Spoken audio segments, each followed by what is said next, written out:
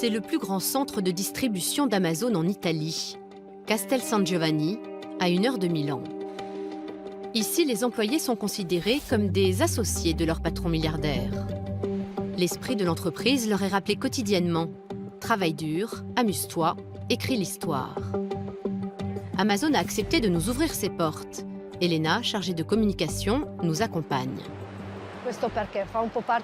Tout ça fait partie de notre esprit de start-up.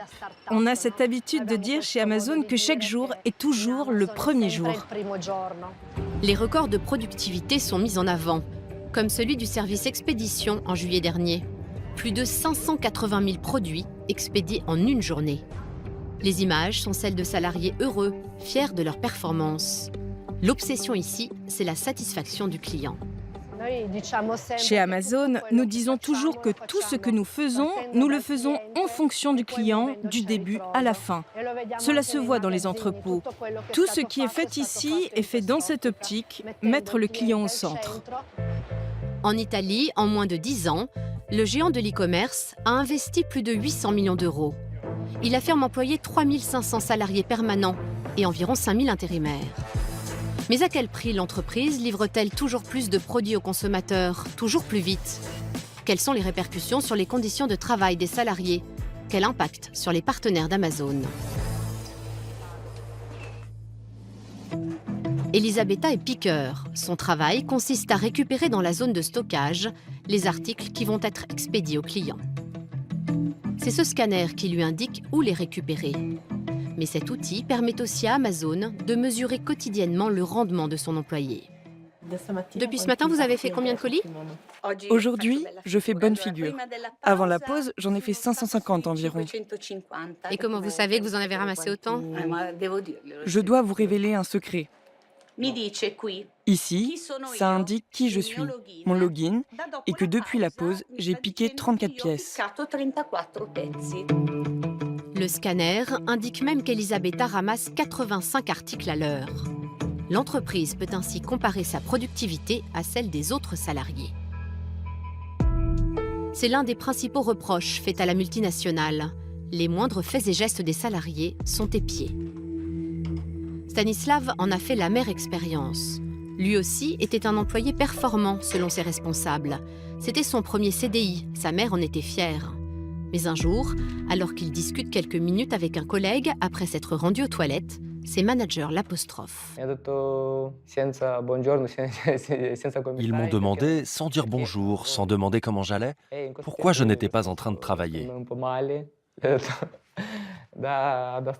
Je leur ai répondu un peu vivement que je passais mon temps à compter des colis depuis ce matin et que je m'étais permis de m'arrêter 10 minutes. L'un des managers m'a répondu « Je n'aime pas la façon dont tu me parles » et il est parti. Je pense qu'ils m'avaient repéré. Ils ont vu sur leur système que j'étais arrêté, que je ne travaillais pas et ils m'ont tout de suite trouvé.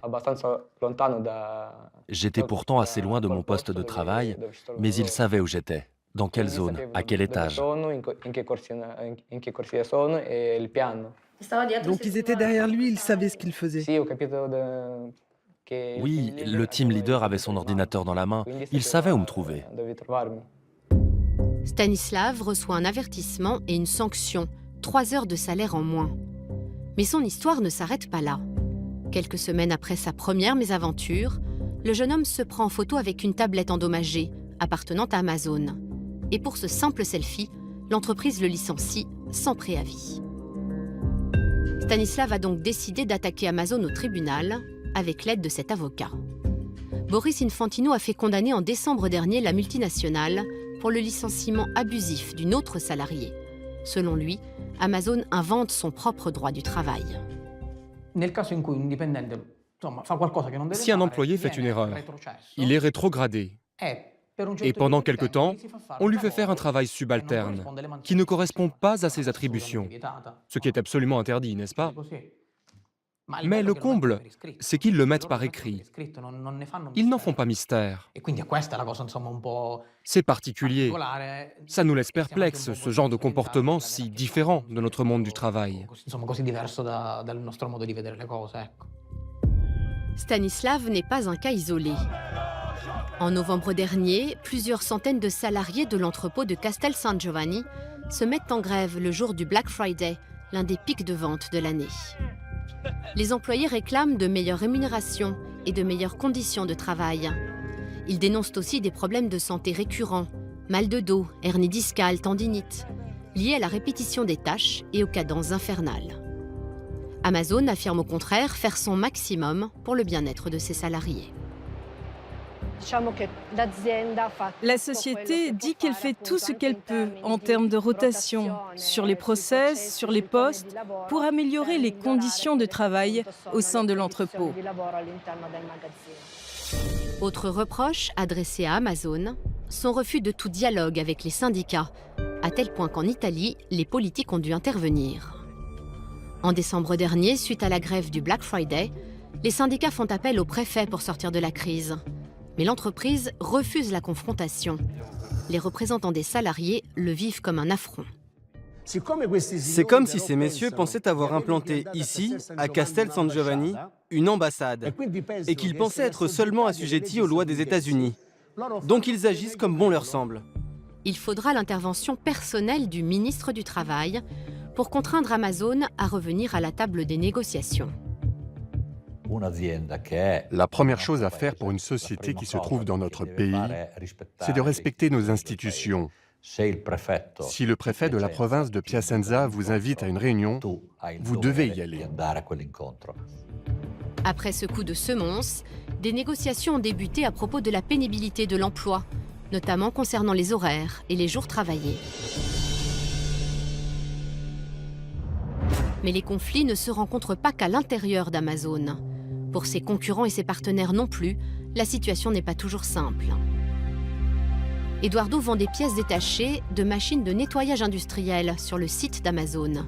Le géant de l'e-commerce le force à répondre aux moindres caprices du client. Même si je suis en vacances, je reçois des notifications sur l'application et je dois toujours répondre.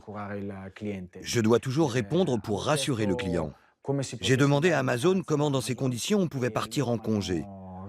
Eux m'ont répondu clairement que leur politique, c'est qu'on ne part jamais en vacances pour rester toujours disponible. Amazon interfère également sans cesse dans la relation entre le vendeur et le client. Ils ont des algorithmes qui effacent les numéros de téléphone des clients dans les mails, de sorte qu'on ne peut plus les contacter. Amazon peut ainsi tout contrôler. Et s'il y a un litige, je n'ai même plus accès à ce que m'a écrit le client. Quant aux commerces concurrents d'Amazon, ils sont touchés de plein fouet et ferment les uns après les autres.